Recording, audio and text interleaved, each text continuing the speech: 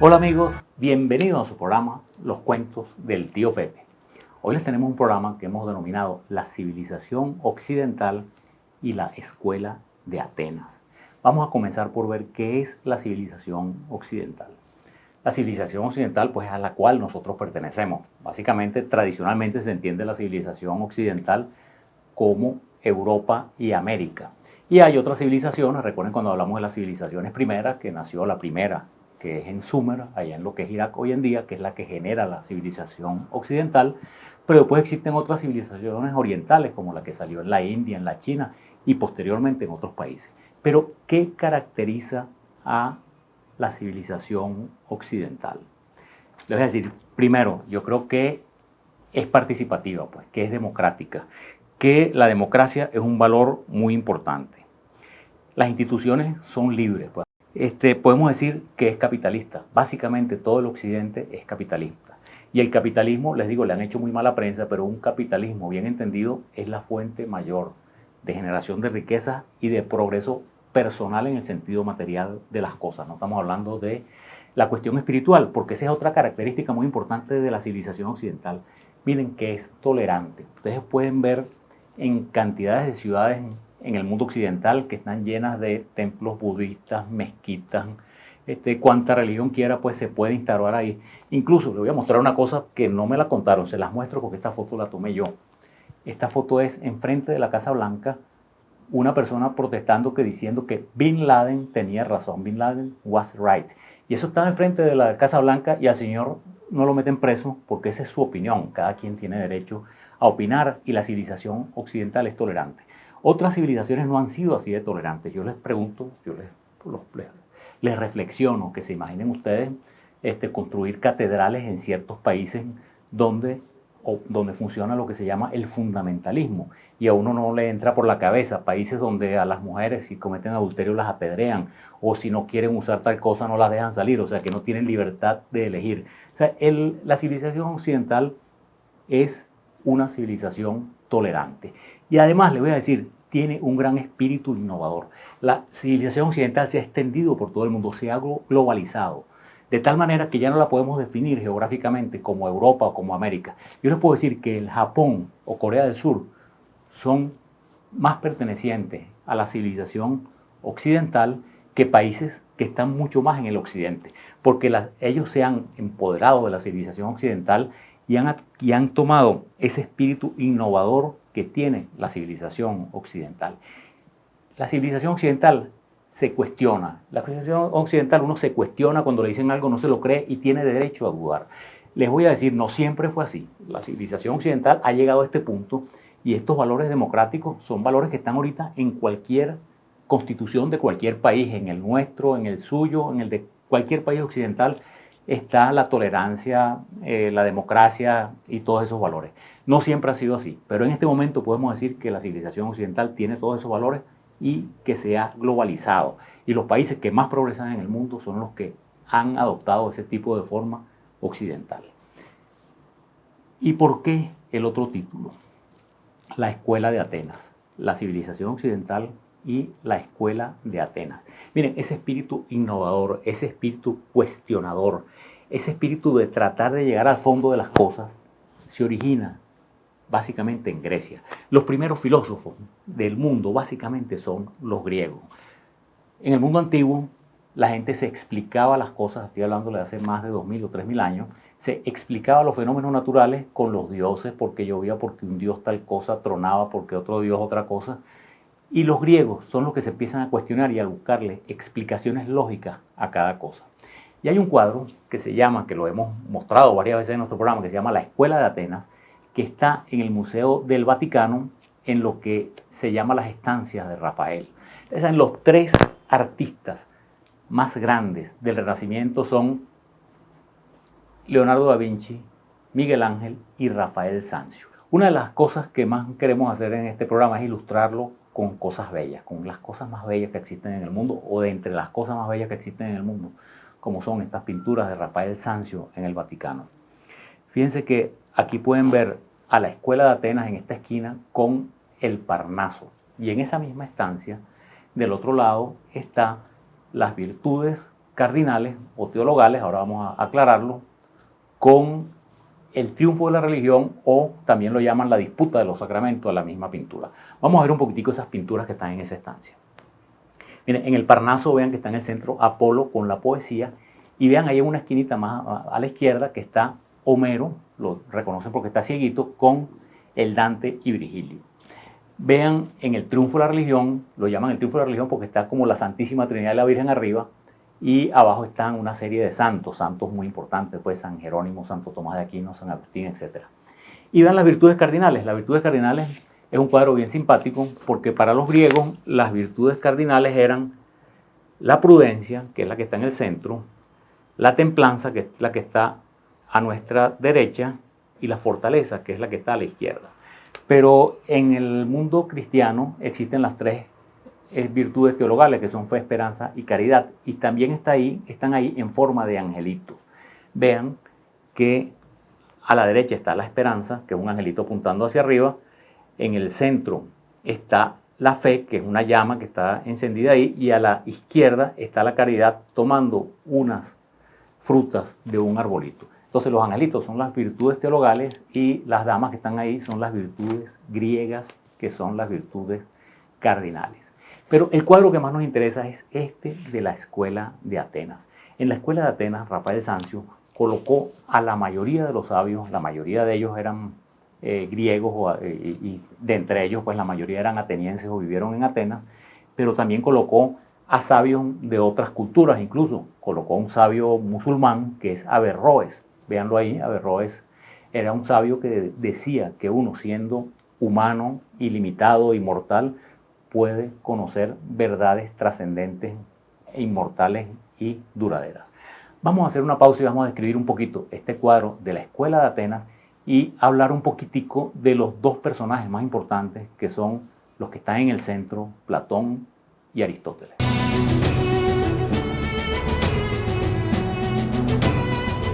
Amigos, seguimos hablando en este programa de la civilización occidental y de la Escuela de Atenas. Que la Escuela de Atenas es ese cuadro magnífico, no es un cuadro, pues ese mural exquisito que dibujó Rafael Sanzio en las estancias de Rafael, unas estancias en el Vaticano. Y estamos hablando de que ese cuadro está presidido, como hemos hablado en otras ocasiones, por Platón y Aristóteles, porque Platón y Aristóteles son la base de todo el pensamiento occidental. Hay incluso un filósofo que dice que toda la filosofía son notas al pie de Platón, es decir, que de Platón se originaron o controversias o se desarrollaron ideas. Eso quizás es un poco exagerado, pero lo que le quiero dar a entender es la gran importancia que tienen Platón y Aristóteles. Y fíjense que Platón tiene la cara de Leonardo da Vinci, veanle la cara al Platón de Rafael y vean un busto de Platón, aunque es un busto que se hizo varios centenares de años después, al parecer es una copia fiel de un busto real de Platón y no se parecen en nada. Él le puso olímpicamente la cara de Leonardo da Vinci a Platón. Y hay dos cosas curiosísimas que quiero que se den cuenta porque son parte esencial de nuestro programa. Platón sale con el dedo así, apuntando hacia arriba. Y Aristóteles sale con la mano así, como señalando hacia abajo. Y Platón, por una parte, tiene un libro que se llama el Timeo, que es uno de sus últimos libros. Y Aristóteles tiene un libro que se llama La Ética, que escribió también Aristóteles. Porque ambos personajes se ocuparon, son parte de eso que llamamos la época axial, esa época que va entre el año menos 800 y el año menos 200, en la que se generó todo el pensamiento humano, tanto en la civilización occidental como en las civilizaciones orientales. Es la época de Buda, de Confucio, de Lao Tse, y es la época de Sócrates, Pitágoras, Platón, Aristóteles, Hipócrates, y fíjense que casi todos los que les menciono al final son griegos. Entonces quedamos en que están Platón y Aristóteles presidiendo el cuadro, pues en el centro, eso parece un templo griego magnífico, y ahí están casi todos los filósofos más importantes. Vean a Pitágoras ahí echando números, vean a Averroes, ya el sabio musulmán que les mencioné, vean a Zoroastro, que también lo colocan ahí, a que no sabemos si es Euclides o es Arquímedes, que está también echando números ahí, que tiene la cara de un personaje de la época que se llama Bradamante. En el centro, Diógenes, pues ese filósofo cínico, ese filósofo que decía que le encantaba ir al mercado porque veía tantas cosas que no necesitaba, que se sentía feliz. Yo no necesito nada de eso. Y bueno, así están todos esos filósofos y está Sócrates ahí con los muchachos. Recuérdense que Sócrates, le hicimos el programa que llamamos Sócrates Atenas y el gallo de Esculapio, que a él lo acusan de corromper a la juventud, y es esa muerte que le hablamos que fue algo glorioso, que seguramente por eso es que él le dedica el gallo a Esculapio, quiere que le sacrifiquen un gallo a Esculapio, porque murió en pocos minutos después de tomarse el veneno, rodeado de sus amigos y después de una vida productiva y fructífera. Pero con Sócrates queremos empezar el programa, porque ¿qué hay de Sócrates y Platón? ¿Hasta dónde Sócrates es Sócrates y hasta dónde Sócrates es Platón y viceversa? Todo lo que sabemos de Sócrates lo escribió Platón. O sea, Sócrates, que se sepa, no escribió ni una palabra. Y casi todo lo que se escribió de Sócrates lo escribió Platón en sus famosos diálogos. Entonces, los diálogos de Platón están influenciados principalmente por Sócrates, sobre todo los primeros. Si hablamos de la apología de Sócrates, que es la defensa esa magnífica que hablamos en ese programa de Sócrates, esa defensa que él hace cuando lo acusan de corromper a la juventud, eso es Sócrates, eso no es Platón. Ese es Platón escribiendo lo que escuchó de Sócrates. Pero a medida que Platón va envejeciendo, él va escribiendo ya sus propios pensamientos. Si vemos aquí un poco cronológicamente los escritos de Platón, los diálogos de Platón, podemos ver que los primeros son la apología de Sócrates, Critón, Protágoras, pero después ya cuando tiene sus 40, 50 años, es esa gran producción que tiene el de Gorgias, el de Fedón, el banquete, y al final tiene el último, que es uno de los últimos, que es el Timeo, que es ese que él carga ahí en el brazo. Pero Platón, vamos a decir, él se va haciendo cada vez más Platón en sus escritos. Al principio sus escritos son socráticos. ¿Y qué es el pensamiento de Platón? Por supuesto que definirlo en pocas palabras es sumamente difícil, pero Platón básicamente se ocupó, decía que lo más importante es el mundo de las ideas, que uno no puede contemplar la realidad con los sentidos porque los sentidos nos engañan, los sentidos son completamente engañosos.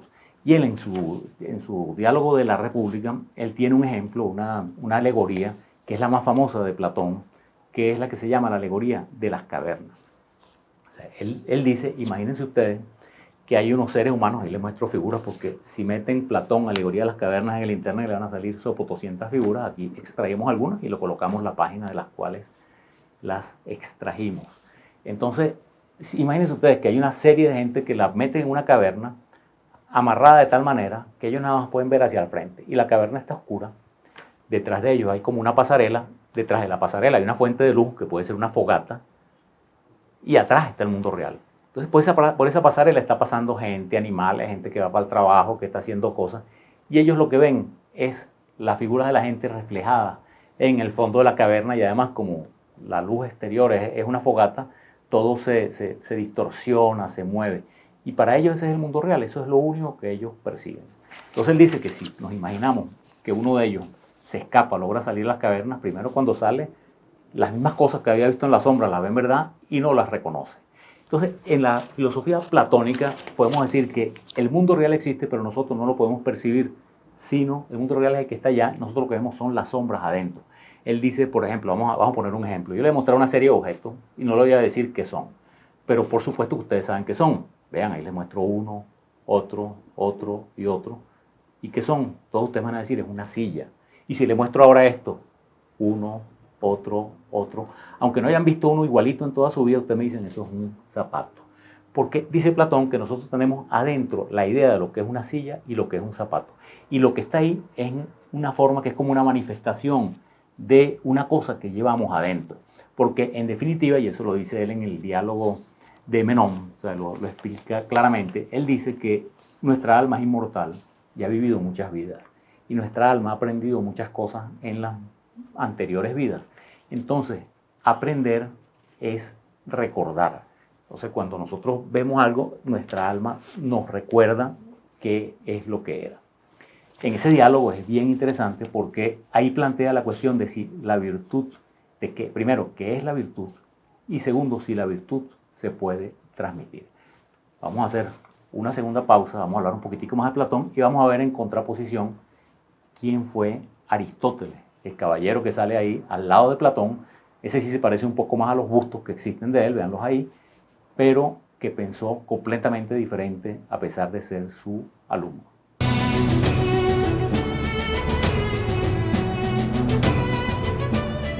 Amigos, seguimos en este programa de la civilización occidental y la Escuela de Atenas. Y estamos hablando de ese personaje que preside el cuadro de la Escuela de Atenas, que es Platón, discípulo de Sócrates. Platón, después allá por el año 385, Sócrates, estamos hablando siempre de años negativos, ¿no? Antes de Cristo, menos 385, Sócrates muere como en menos 399. Él funda lo que se llamó la Academia, porque quedaba un sitio dedicado a un héroe mitológico que se llamaba Academus. Él funda un sitio que lo llamaron la Academia. ¿Y qué era la Academia? Miren, era básicamente lo que hoy es una universidad, un sitio de estudio donde había bibliotecas, dormitorios o aposentos para los estudiantes. Se dividía la ciencia en varias cosas, que se iba a estudiar, qué sé yo, la ética, la moral y diferentes temas. Y es básicamente lo que es una universidad. Y por eso para nosotros quedó la palabra academia en el mundo entero como para algo que vemos como universitario, pues algo que vemos cuando decimos académico, y eso se origina de Platón. Estamos hablando pues de que Platón, para él lo importante era ese mundo de las ideas, y él dice que la virtud, en ese mismo diálogo de Menón, él dice que la virtud en definitiva es sabiduría, que las cosas no son buenas ni malas, sino por el uso que se les da. Vamos a decir, la fuerza es buena si se emplea bien, la salud es buena si se emplea bien, la belleza es buena si se emplea bien, y es mala si se emplea mal. Y lo que nos enseña cómo utilizarlo es la sabiduría. Y la sabiduría en definitiva no se aprende. Es algo parecido a lo que dicen algunos libros religiosos, pues de que la fe viene de arriba, pues. Entonces la sabiduría es algo que uno de alguna manera adquiere, pero no se puede enseñar ni se puede transmitir. Pero vamos a ver ahora quién era Aristóteles. Aristóteles es mucho menor que Platón. Aristóteles nace en una ciudad que se llama Estagira, en Macedonia, al norte de Grecia, y se la mostramos en el mapa. Y recuerden que Macedonia es esa ciudad de Filipo II y su hijo Alejandro Magno, ese hombre que conquistó el mundo conocido y que también sale en la Escuela de Atenas, en el cuadro de Rafael, porque es importante realmente, porque Alejandro Magno, al conquistar ese mundo conocido, Egipto, Persia, y llegar hasta la India, helenizó a ese mundo. Helenizar pues es como grieguizar. Recuérdense que los griegos le decían los helenos. Entonces, Aristóteles nace en esa ciudad, pero él se educa en la Academia de Platón.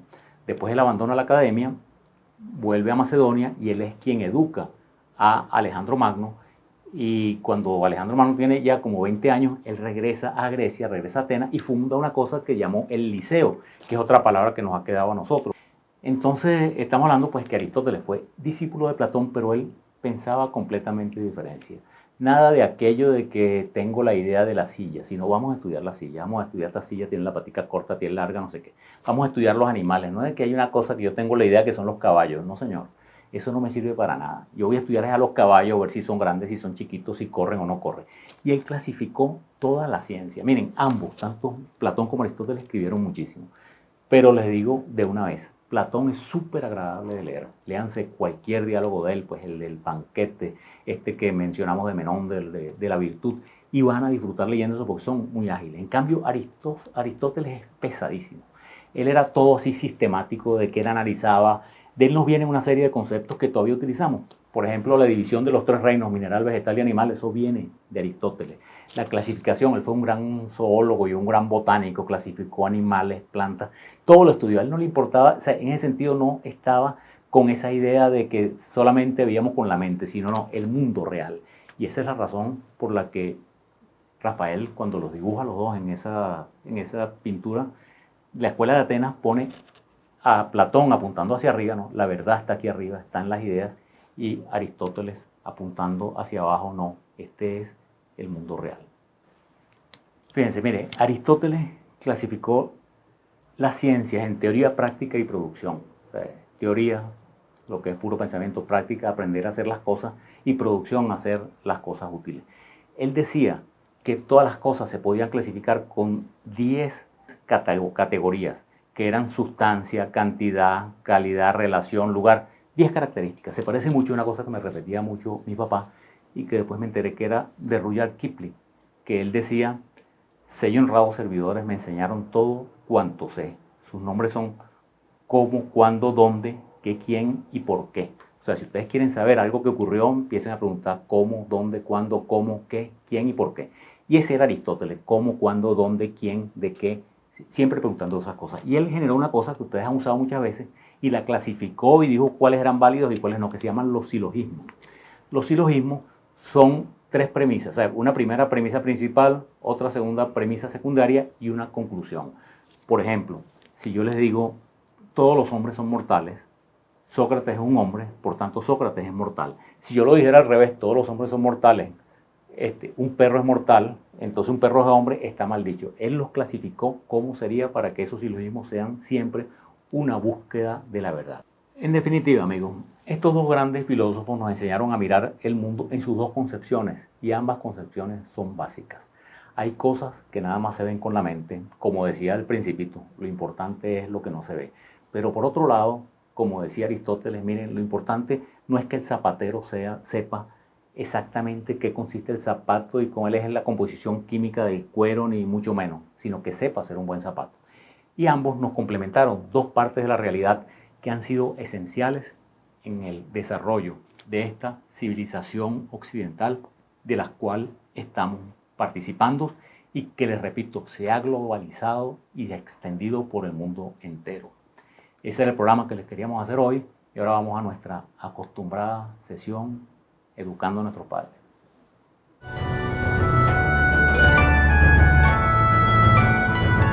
Educando a nuestros padres.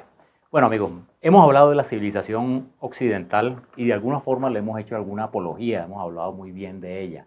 Por supuesto, estamos claros que la civilización occidental pasó por épocas terribles y de barbarie y que en este momento, en el siglo XXI, es que los valores de la civilización occidental podemos considerar que están establecidos y son, como les dije, valores completamente democráticos, de tolerancia, de investigación y de espíritu crítico. Por otra parte, quería comentarles que Platón no se llamaba Platón. Platón se llamaba algo así como Aristócles. Y Platón es un sobrenombre que significa el de los hombros anchos, que su maestro de gimnasia, pues como era un tipo fornido, lo llamó así, se le cambió, le puso ese sobrenombre de Platón. Y fíjense que nos ha quedado la palabra platónico. Y platónico, si ustedes, una palabra que seguro, una frase que ustedes han usado muchísimo, que es el amor platónico, es como el amor inalcanzable, es el amor que no tiene contacto, es cuando alguien ama a alguien que está más allá. Por ejemplo, yo les digo, en mi adolescencia, 13, 14 años, yo recuerdo que la mayoría o muchos muchachos del salón estaban enamorados de una actriz que se llamaba Hayley Mills, que hacía películas de Walt Disney. Y bueno, véanla ahí, era una niña linda. Y bueno, y nosotros suspirábamos viendo a aquella muchacha, pero era un amor platónico, era algo inalcanzable. Y esa niña pues jamás se enteró ni siquiera de que nosotros existíamos. Por último, pues les aclaro que Aristóteles fundó el Liceo en un sitio que era dedicado a Apolo Licio, por eso viene la palabra liceo. Y como les dije, pasear significa, en griego se dice algo así como peripatos, y como ellos paseaban, entonces quedaron con el nombre de peripatéticos o la escuela peripatética. Y en Educando a nuestros padres, yo les digo, como siempre, que muchas cosas en el mundo tienen dos visiones. Esa visión ideal, que a mí me gusta más, les voy a decir, como dice Antonio de Saint-Exupéry, cuando dice en El Principito, que lo importante es lo que no se ve. Hay muchas cosas que no vemos con los ojos, que no percibimos con los sentidos, que son muy importantes, y por eso está Platón con el dedo así. Pero es evidente que hay muchas otras cosas que también tenemos que prestarle atención, y muchas veces más que a las que no se ven, que es el pensamiento aristotélico de analizar todo, de clasificar todo, y por eso está Aristóteles con la mano así. Bueno, amigos, ese era el programa que les queríamos hacer. Muchísimas gracias, muy buenas noches. Los esperamos en un próximo programa, Los Cuentos del Tío Pepe.